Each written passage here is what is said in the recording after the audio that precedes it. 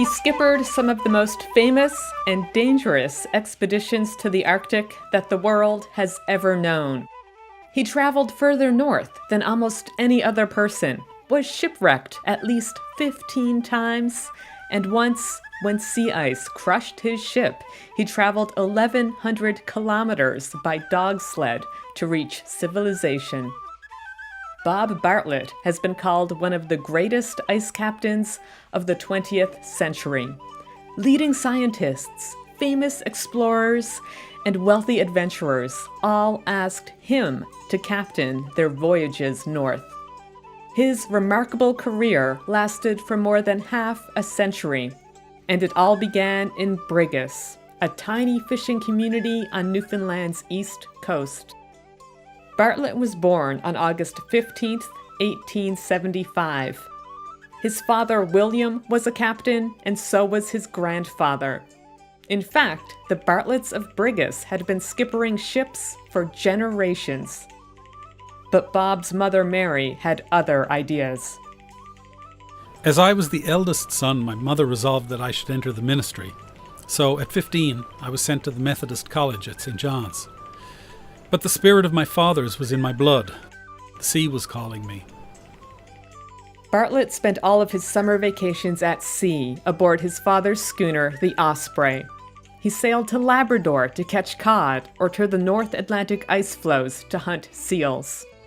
When he was 17, Bartlett left school to work as an ordinary seaman aboard the Coruscant. It was a merchant vessel bound for faraway Brazil with a shipment of cod. It was Bartlett's first voyage into the deep sea, and it made up his mind to become a master mariner. Bartlett spent the next 6 years working at sea. I had wandered around the globe on all kinds of ships carrying all kinds of cargoes. Besides my coal and banana cruises, I had a good deal of voyaging with dried fish, seal oil, lumber, slate, and many kinds of general cargo. I was delighted particularly with Europe, and I like South America. I never fell in love with the tropics, too hot and too many snakes, bugs, bad water, and fever. In 1898, Bartlett had worked enough hours at sea to apply for his master's papers. He went to Halifax to write his exam, and he passed. Bartlett was a master mariner at last. He could have commanded a merchant vessel or a fishing schooner if he wanted, but it was a much more adventurous job that caught Bartlett's eye. His uncle John was captain of the Windward. It was the flagship of an ambitious expedition to the North Pole, headed up by the famous explorer Robert Peary. When Bob Bartlett was offered the position of first mate, he accepted.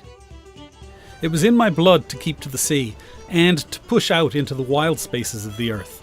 I went north in the Windward in the summer of 1898. During the next 10 years, Bob Bartlett would accompany Robert Peary on 3 separate attempts to reach the North Pole. First aboard the Windward as first mate, and twice as captain of the steel-hulled Roosevelt. The first 2 expeditions ended in failure, beset by storms, food shortages, and injuries. The 3rd expedition left New York in July of 1908. 2 months later, the Roosevelt reached Ellesmere Island. It was time for Bartlett, Peary, and the other expedition members to leave the relative safety of the steamship and travel to the pole by dog team. The weather was good, and the expedition members made good progress. By the end of March, they had set up camp within 250 kilometers of the North Pole. From here, only a skeleton crew would accompany Peary. In a surprise move, he ordered Bartlett to return to the Roosevelt on April 1st. Bartlett was devastated. He was the best navigator on the team, and he had fully expected to accompany Peary to the pole. Now, after weeks of sledging through the wind and ice, Bartlett had to turn back. He later described his frustration to the New York Herald. It was a bitter disappointment. I don't know, perhaps I cried a little. I guess perhaps I was just a little crazy then. Peary said I must go, so I had to do it, but my mind had been set on it for so long, I had rather die than give it up then. Peary decided to take Matthew Henson to the pole instead of Bob Bartlett because Henson was the superior dog sled driver. He also chose 4 Inuit team members, Ukwia, Uta, Siglu, and Ijingwa. The team continued north, and Peary reported that they reached the pole on April 6, 1909. But his announcement sparked skepticism in the scientific community.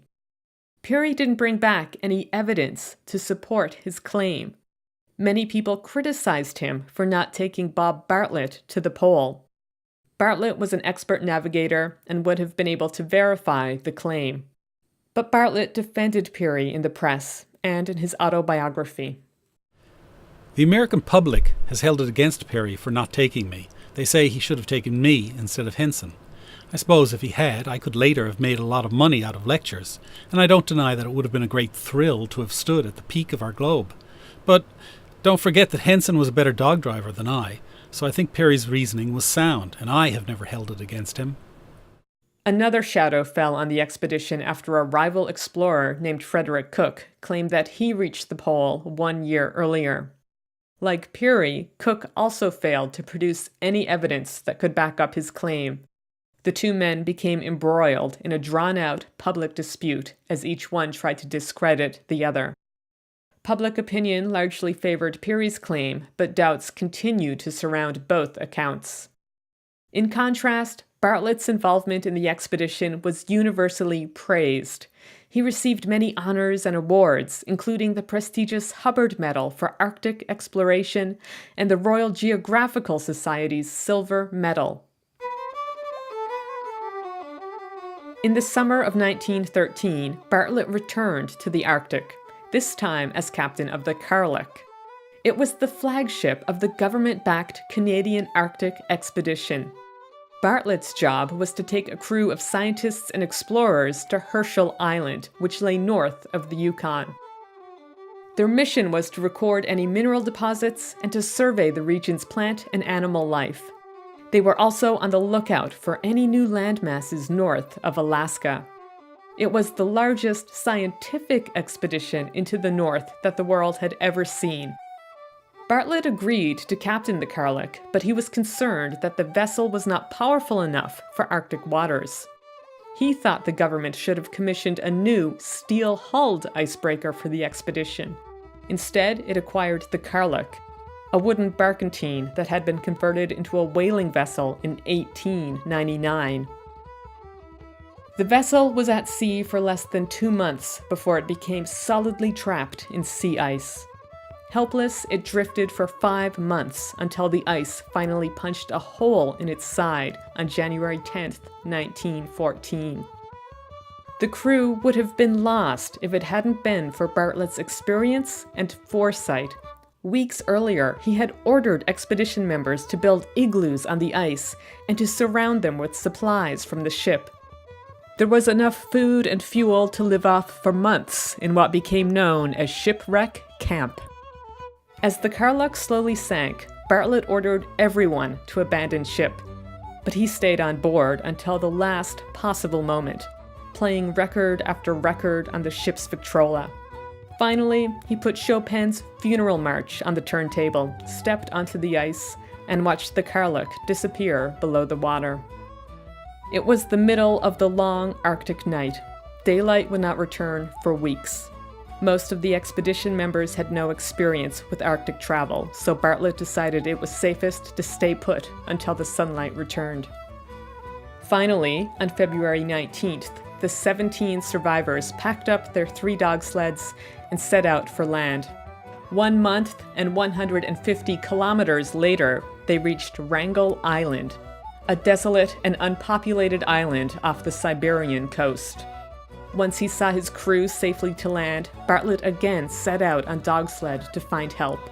He was accompanied by 1 other expedition member, the Inuk hunter Katatovic. From now on, our journey became a never-ending series of struggles to get around or across lanes of open water, leads as they're called, the most exasperating and treacherous of all Arctic travelling. The 2 men traveled an astonishing 1,100 kilometers before they reached Alaska on May 28th. Bartlett informed Ottawa of the stranded crew members, and a schooner was dispatched to save them.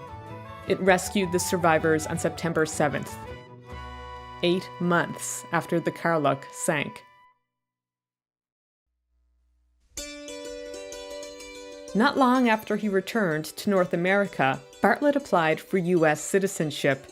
For the rest of his life, he divided his time between New York City, Brigus, and the Arctic. In 1925, Bartlett's millionaire friend James B. Ford bought him a schooner named the Effie M. Morrissey. It was love at first sight for the ice captain, who began to make annual voyages north aboard his beloved schooner. Bartlett recognized that his trips into the seldom-seen North were of tremendous educational value. He began to donate whale skeletons, plant life, water samples, and other Arctic treasures to universities and museums. He also brought along photographers who produced a wealth of still images and film reels. The Smithsonian paid for his voyages. So did the American Museum of Natural History, the New York Botanical Gardens, and many other respected institutions. In 1946, a 70-year-old Bob Bartlett was debating whether to retire or to make yet another trip north when he contracted pneumonia. He died on April 28th. Bartlett often wrote of the hardships and isolation of his seafaring life, but he also affirmed that he was never as happy on land as he was at sea. On shore, a man is always worried because he hasn't twice as much as he has already got. It's not like that on board ship. You're contented with your life simply because you are living. I say, if I had to do it over again, I should be a sailor just the same. There is nothing so satisfying as the sea.